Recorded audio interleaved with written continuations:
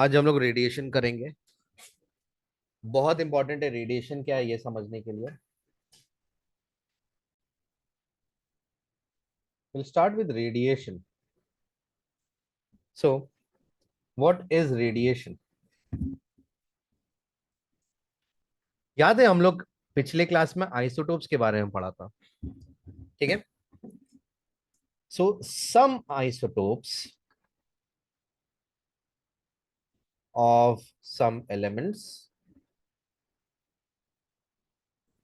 Have unstable nucleus. मतलब उसका proton और न्यूट्रॉन जो मिलकर जो सीक्वेंस बनाया है, it is a very unstable sequence, right? That combination is unstable, and the nucleus has a very uh नहीं बोलेंगे, नॉट स्टेबल कॉन्फ़िगरेशन। ठीक है। न्यूक्लियस के पास जो stability, nucleus not stable basically. So let's say carbon 14। ठीक है। तो this carbon is an unstable carbon. ये जो है ये दिस कार्बन बेसिकली डिसइंटीग्रेट्स।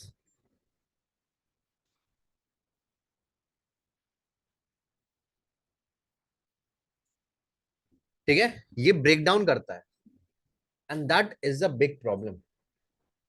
बिकॉज जब ये ब्रेक डाउन करता है, व्हेन एन अनस्टेबल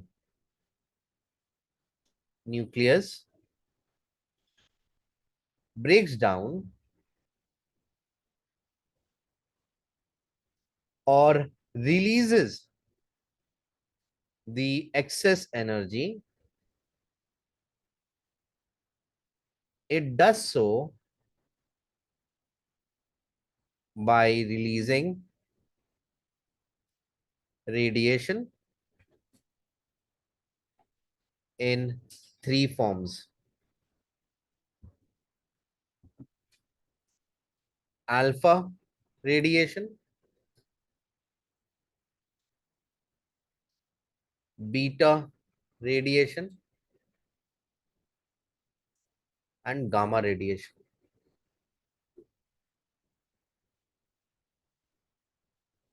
तीन तरह का रेडिएशन से ये अपना एनर्जी को, अनस्टेबिलिटी को, इनस्टेबिलिटी को ये ठीक करता है, right? So it can be a very normal thing कि हाँ न्यूक्लियस के पास ज्यादा एनर्जी है, बस एनर्जी रिलीज कर रहा है, राइट? कार्बन 14 जब डिसइंटीग्रेट करता है तो वो क्या करता है?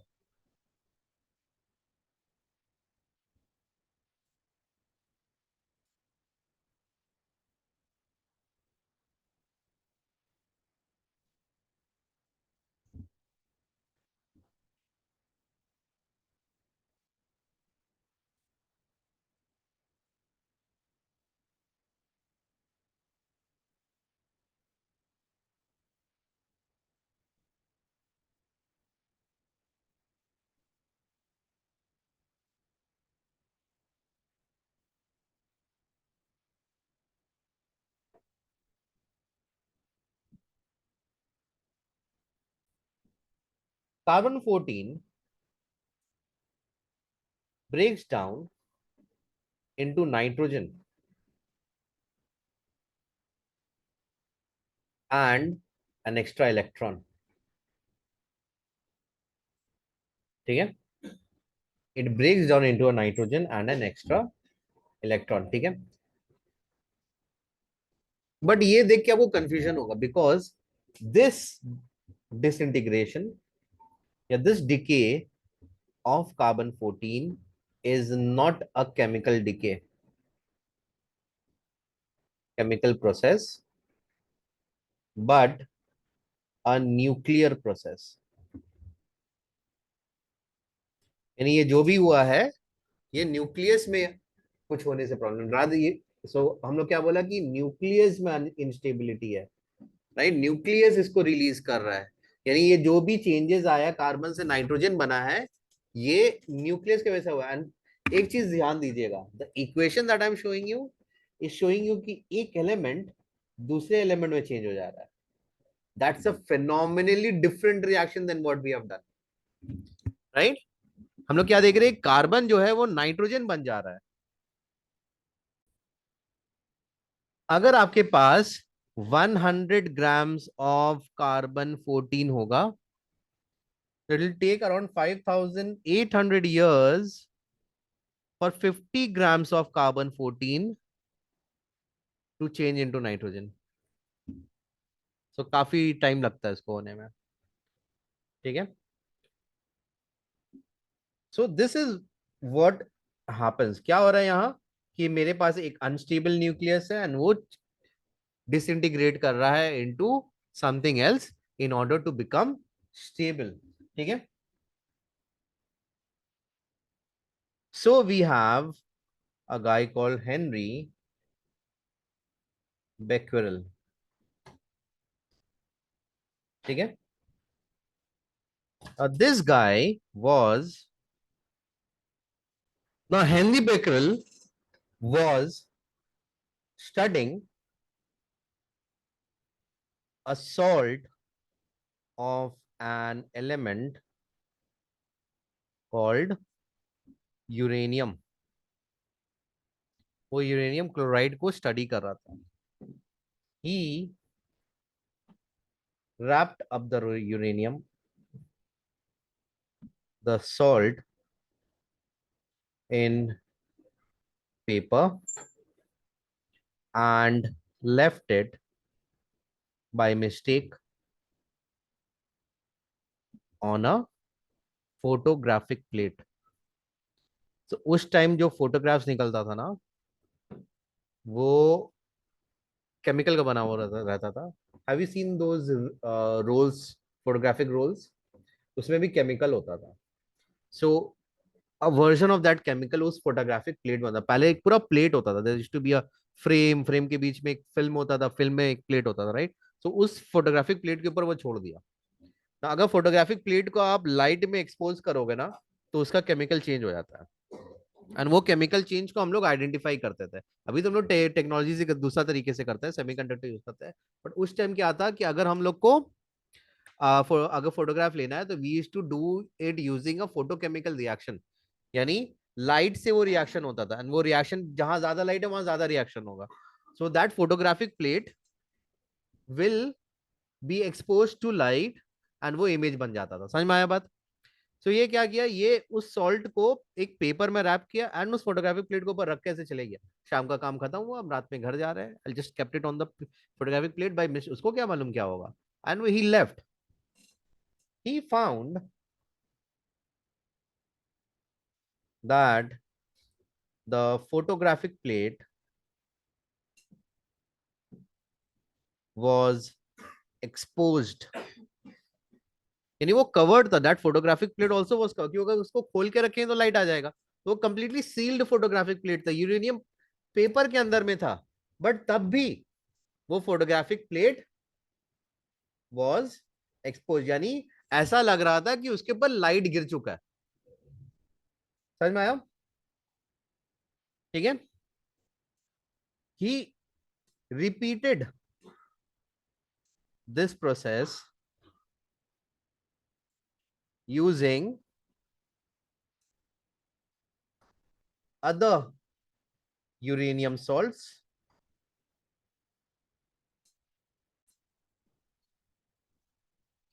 So he repeated this process using other uranium salts and got the same result. यानी वो क्या देखा, कि फोटोग्राफिक प्लेट एक्सपोज हो रहा था, उसको लगा कि कुछ होगा, यूरेनियम सॉल्ट की वजह से होगा। तो अलग अलग यूरेनियम सॉल्ट यूज किया। अब वो देखा कि सब टाइम, हर टाइम ये फोटोग्राफिक प्लेट एक्सपोज हो रहा है, every time this photographic plate was getting expose. यानी कुछ प्रॉब्लम था इसमें। And the problem was the uranium was releasing radiation similar to light, but that could not be seen.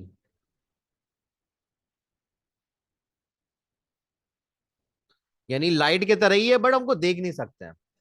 ठीक है। सो these rays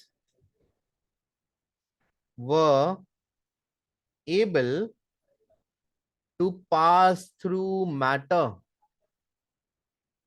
सोचो फोटोग्राफिक प्लेट कवर्ड था, uranium को भी हम लोग पेपर में अच्छे से रैप करके रखा था, but it was still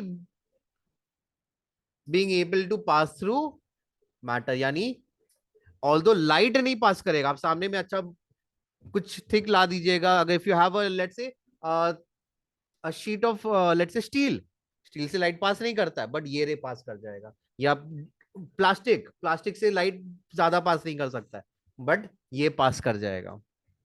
We call these rays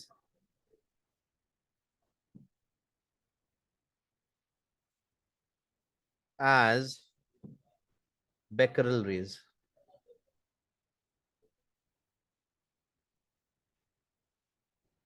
ठीक है.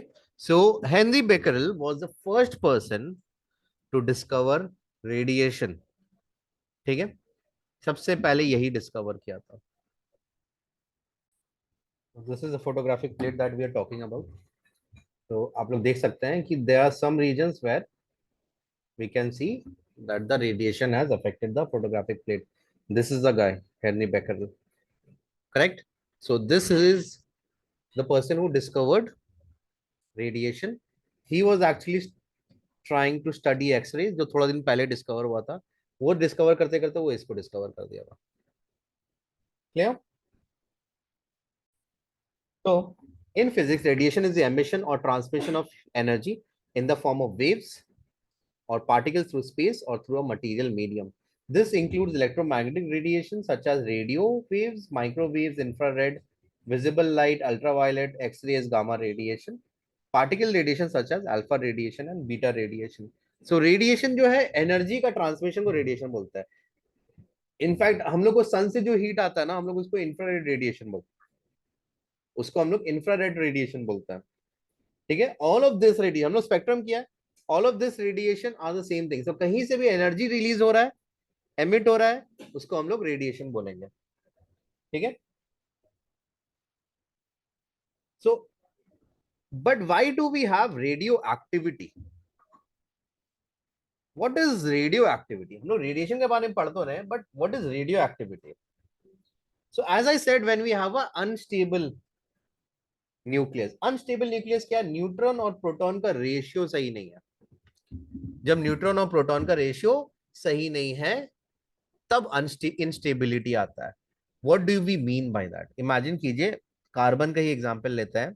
6 protons 6 neutrons, pretty balanced, good. Carbon 14 लेते हैं, 6 protons 8 neutrons, that's not balanced. ठीक है, there is more neutrons as compare to protons. या ड्यूटेरियम, आप ट्रीटियम ले लीजिए, हाइड्रोजन का ट्रीटियम ले लिया. हाइड्रोजन का ट्रीटियम क्या है? एक प्रोटॉन है, बट मास नंबर 3 है. There is 1 proton and 2 neutrons. So there is double the number of neutrons as compared to proton. तो न्यूक्लियस को स्टेबल रखना बहुत डिफिकल्ट हो जाता है. So when there is an imbalance of nitrogen, neutron and proton, then we have an unstable nucleus. ठीक है. So when there is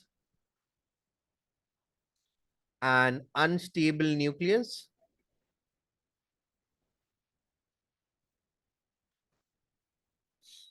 it disintegrates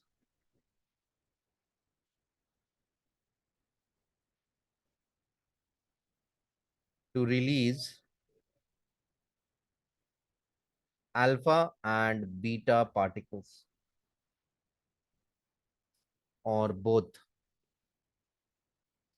and gamma radiation alongside. Alpha particle release होगा, gamma निकलेगा. Beta particle release होगा, gamma निकलेगा. दोनों release होगा, gamma निकलेगा. दोनों नहीं होगा तो भी गामा निकल सकता है. ठीक है. सो एक लेड ब्लॉक लिया गया है. क्या लिया गया है? Lead block. यानी we have taken a huge chunk of lead, उसके बीच में हम लोग ड्रिल किया, उसके अंदर एक रेडियो एक्टिव मटेरियल डाल दिया. ठीक है. रेडियो एक्टिव मटेरियल जो होता है वो खुद से रेडिएशन रिलीज करता रहता है कंटिन्यूसली. एक ना दो तीन चार एटम हर सेकंड उसका डिसइंटीग्रेट हो ही रहा है. So it continuously releases radiation in the form of alpha beta beta and gamma. तो हम लोग क्या किया, अंदर में एक रेडियो एक्टिव पार्टिकल डाल दिया एंड वो रेडियो एक्टिव पार्टिकल से बाहर आ रहा है रेडिएशन. ना दो तरह का particle radiation, alpha and beta are particle radiation. मतलब ये रेडिएशन के अंदर में मास है. ठीक है, दिस रेडिएशन हैज मास. तो अल्फा में एंड बीटा में मास है. And alpha and beta are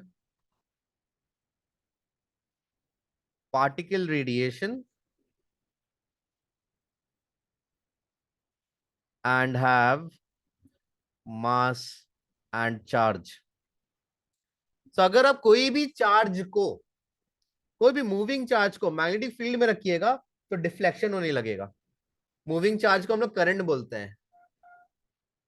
moving charge को हम लोग जनरली करंट बोलते हैं और हम लोग क्या जानते हैं, मैग्नेटिक फील्ड में वो डिफ्लेक्ट होता है. ये भी हम लोग सीखा था, a current carrying conductor has deflection, ये सीखा है ना. तब वो हवा में चल रहा है. अगर यही एक इलेक्ट्रॉन है तो ये हवा में मूव कर रहा है, करेक्ट. तो मैग्नेटिक फील्ड में वो डिफ्लेक्ट होगा.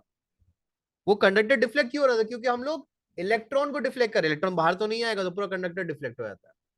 पॉइंट समझ में आ रहा है.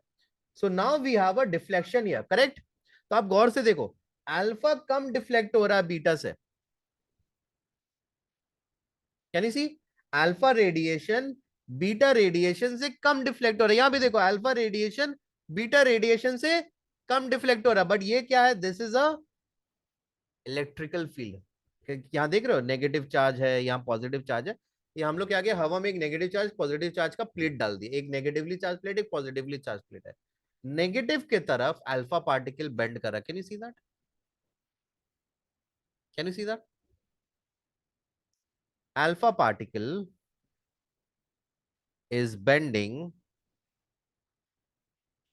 towards negative plate. तो मतलब वो क्या है, therefore it is positively charged.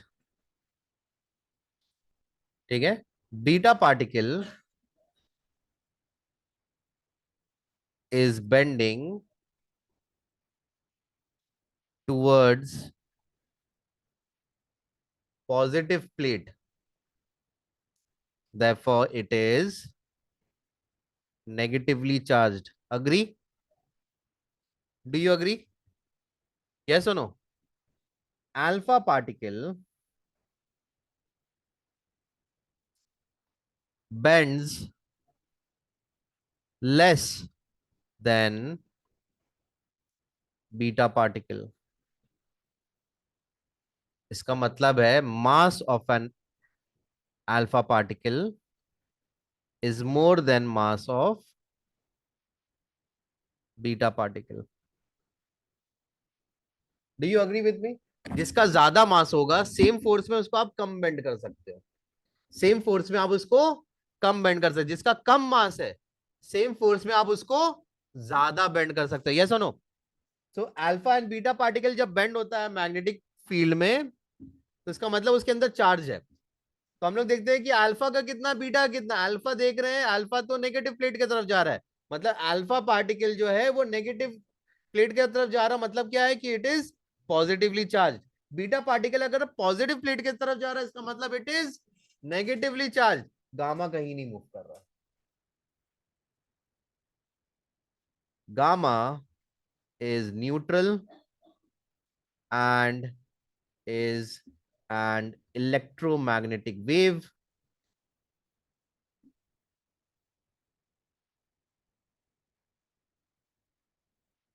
like ultraviolet radiation, infrared radiation और light. Right right? समझ में आया बात. सो रेडिएशन निकल रहा है, दो पार्टिकल का रेडिएशन है, एक इलेक्ट्रोमैग्नेटिक वेव का रेडिएशन है. एक नेगेटिवली चार्ज रेडिएशन, एक पॉजिटिवली चार्ज रेडिएशन है. पॉजिटिव चार्ज वाला रेडिएशन ज्यादा भारी है, नेगेटिव चार्ज वाला रेडिएशन कम भारी, इसलिए वो ज्यादा बेंड कर रहा है. Correct. And gamma radiation is electromagnetic waves like infrared and light and UV and X-rays, radio waves, microwaves, correct? Please copy.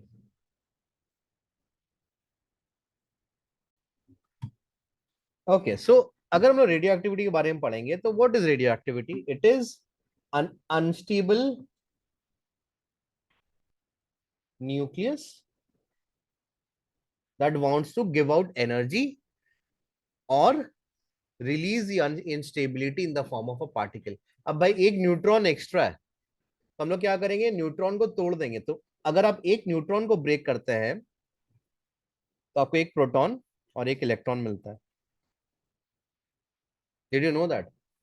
Nucleus में जब न्यूट्रॉन ज्यादा हो जाता है तो न्यूट्रॉन टूट जाता है, एक प्रोटॉन मिलता है और एक इलेक्ट्रॉन मिलता है, करेक्ट?